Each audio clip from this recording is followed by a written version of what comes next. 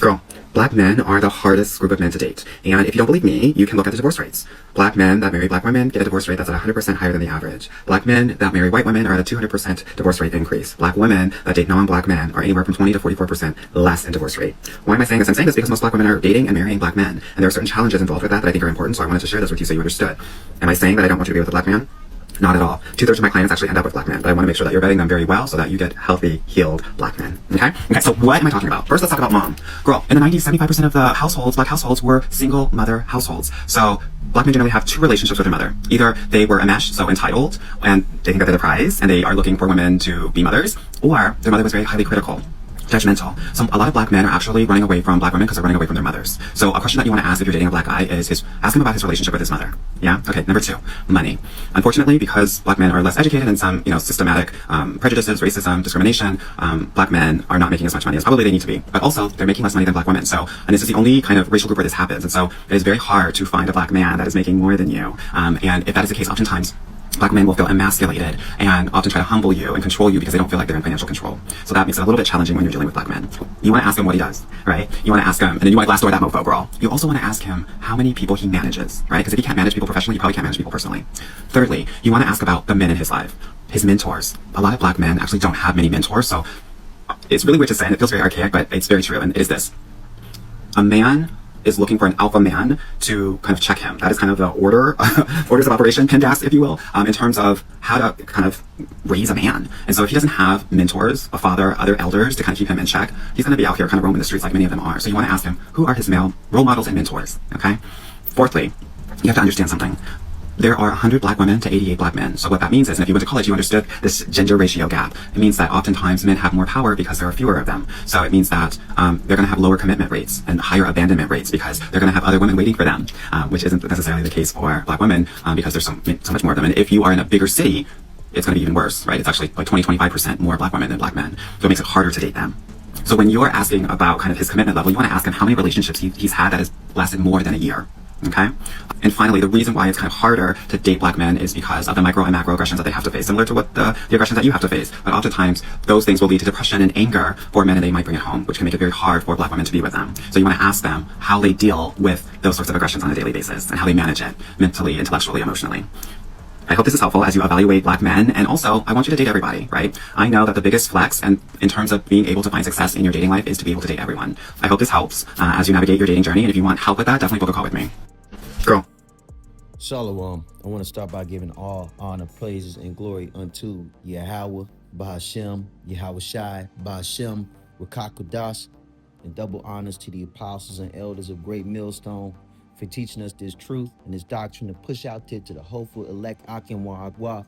I'm the brother Ashar Ban Yashar Allah of the Great Millstone Church of D.C., Washington, D.C., District of Confusion, District of Bullshit, if you ask me. And I'm coming at you with a video because I just happened to just wake up this morning and, I said my prayer and I got to go, I got to go back to sleep because I got to go to work tonight. But I said my prayer and then I look at my phone. Jake, wake up, you look at your phone and I'm getting a whole lot of just for some odd reason, just anti-black male content, so-called black male content, and the dude that's speaking on the video that I attached to the clip that I attached to the video, he's a Mo, man, and I had to suffer through that. I had to live. Some was like, man, just listen to it real quick, and if you skipped it, I understand why. Like, first of all, shut the fuck up. Shut up. Shut the fuck up. All right? You a Mo. All right? You're not supposed to be doing what you doing any goddamn way. Okay? I'm finna cut you right now. 1 Corinthians chapter 6 and 9. And it reads, know ye that the unrighteous shall not inherit the kingdom of Yahweh. Be not deceived, neither fornicators, nor idolaters, nor adulterers, nor effeminate, nor abusers with themselves with mankind. Okay? right? Nor thieves, nor covetous, nor drunkards, nor revilers, nor extortioners shall inherit the kingdom of Yahweh. And I'm about to read that in NLT in case you didn't understand that. Okay. Because y'all so smart, but this type of language goes over y'all's heads. You so smart. You got all you expert. Let me read. Don't you realize that those who do wrong will not inherit the kingdom of God? Don't fool yourselves. Those who indulge in sexual sin, or who worship idols, or commit adultery, or are male prostitutes, or practice homosexuality, which clearly Jake in the video you definitely sound like it. You sound like you, yeah. No, or are thieves, or are greedy people, or drunkards, or are abusive, or cheat people. None of these will inherit the kingdom of God, man. Straight up and down like 12:30, man. First of all, your ass getting burnt up. Straight up, 2/3. And then on top of that, you sounding like a damn Edomite woman in a Jake body. Boy, I swear. That look, and at first when I was looking at the video, I saw the thumbnail to the video. I was like, okay, just look like a regular dude talking. Then I hit the volume button. I said, oh, I had to turn it down. But I had to listen to what he said. All right.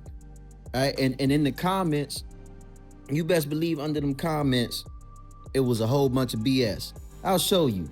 Look at these niggas right here, man. If you're going to date a group of men who envy white men and worship what they create, you might as well go out and date an actual white. Shut the fuck up. Shut up. All you women need to shut the hell up. You can go get your Edomite. Go get him.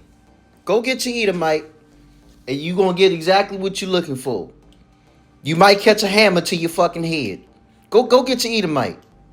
Look at this nigga. Can we leave black men alone for a day? I beg.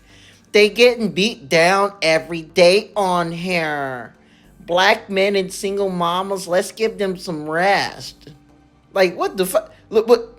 Like, y'all women raise the men that you complain about. But that's part of the curses, man. That's part of the freaking dang on curses. All right? Look, if a black man hears this and agrees, I hope he also agrees that dating black men is exhausting for any woman. Look at this nigga, man. These are the women that hate you. Right here. These are the women that hate you.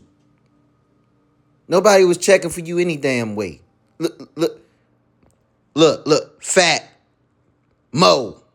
No, nobody's looking for you, man. All right.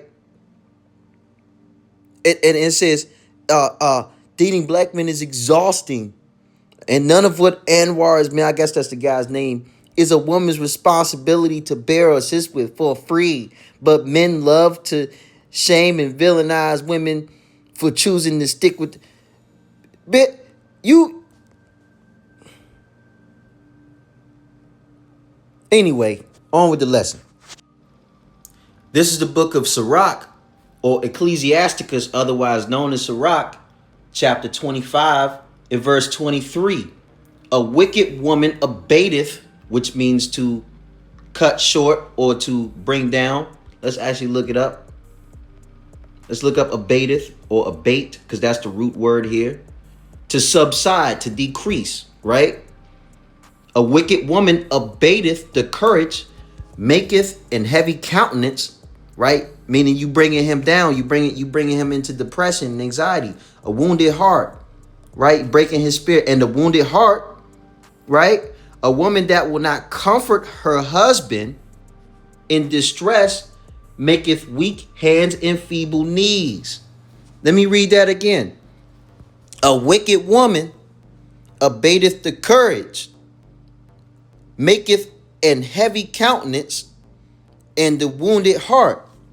A woman that will not comfort her husband in distress maketh weak hands and feeble knees. Ain't that what the ugly broad just said?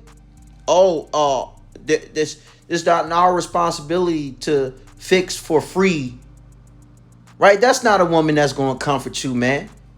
Leave N-Dub alone. She want to be like Esau so bad. But see, this is what happens when we under the curses, when we disobey the Heavenly Father, our women come above us. But that's another lesson. But this is ultimately because of the curses, bro. All right? These women get on here, they talking shit, man. All they do is talk shit.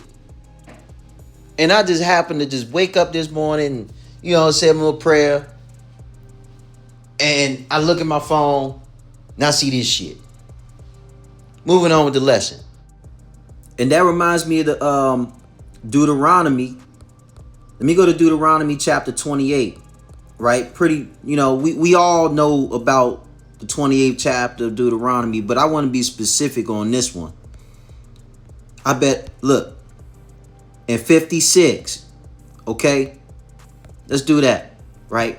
Deuteronomy chapter 28, verse 56. The tender and delicate woman among you, which none of those women that was speaking like that, none of them are tender or delicate. Them some Vikings. Them some freaking damn Viking savages. Let me continue on. Which would not adventure to set the sole of her foot upon the ground. I mean, she ain't gonna get her ass up and go do nothing. Don't even want to exercise. Don't even want to do nothing. For delicateness and tenderness, her eye shall be evil towards the bosom, towards the husband of her bosom, and toward her son, and toward her daughter.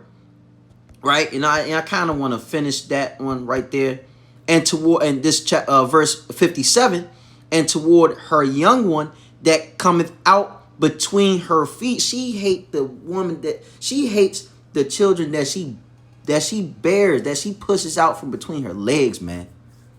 And toward her children which she shall bear, for she shall eat them for want of all things secretly in seeds and straightness. Mean, if it come down to it, she'll eat her own kids.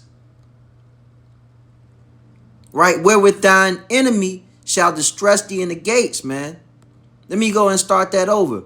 This is the book of Deuteronomy, chapter 28 and 56. The tender and delicate woman among you, which would not adventure to set the sole of her foot upon the ground for delicateness and tenderness, her eye shall be evil toward the husband of her bosom, and toward her son, and toward her daughter, and toward her young one that cometh out between her feet, and toward the children which she shall bear, for she shall eat them for want of all things secretly in the siege and straightness, wherewith thine enemy shall distress thee in thy gates, man. She'll throw her own children under the bus for Esau Edom, man.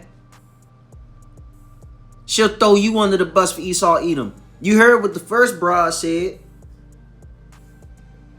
They worship the white man so bad, when you can just actually date a white man. Go ahead. Get your lobster. And see, as a matter of fact, I'll go to Micah. Because it's going to come a time, man. It's going to come a time. They're going to come running back to us. I'm sorry, Micah chapter 2. Was it Micah 7? I think I wanted to get verse 5 from 7. Here it is. Yeah, here it is. And it says, Micah chapter 7 and verse 5. Trust ye not in a friend, put ye not confidence in a God. Keep the doors of thy mouth from her that lieth in thy bosom, man. Don't tell her shit. You don't tell us you can't trust her. Cause she gonna go around throw you under the bus for Esau Edom, man. Alright? But it's gonna come a time, man, where it's gonna get so bad that them same women that's talking that shit gonna be looking for somebody. right? Isaiah chapter 4 and verse 1. And in that day, 7 women shall take hold of one man, saying, we will eat of our own bread. We will wear our own apparel. Only let us be called by thy name to take away our reproach. And that's not for seeking pleasure, man.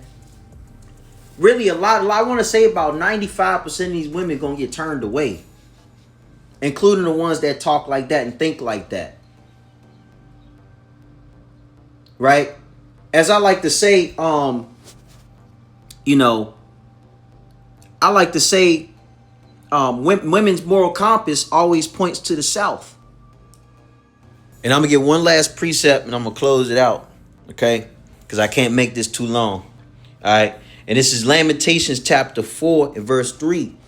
Even the sea monsters draw out the breast; they give suck to their young ones, meaning they care for their young ones, right? And nurture, right? See, when it's drawing out the breast and giving suck, that is a nurturing act, is a nurturing gesture. Okay. All right. It says, even the sea monsters draw out the breast, they give suck to their young ones. The daughter of my people is become cruel, like the ostriches in the wilderness. You dealing with a whole bunch of freaking damn hyenas, man.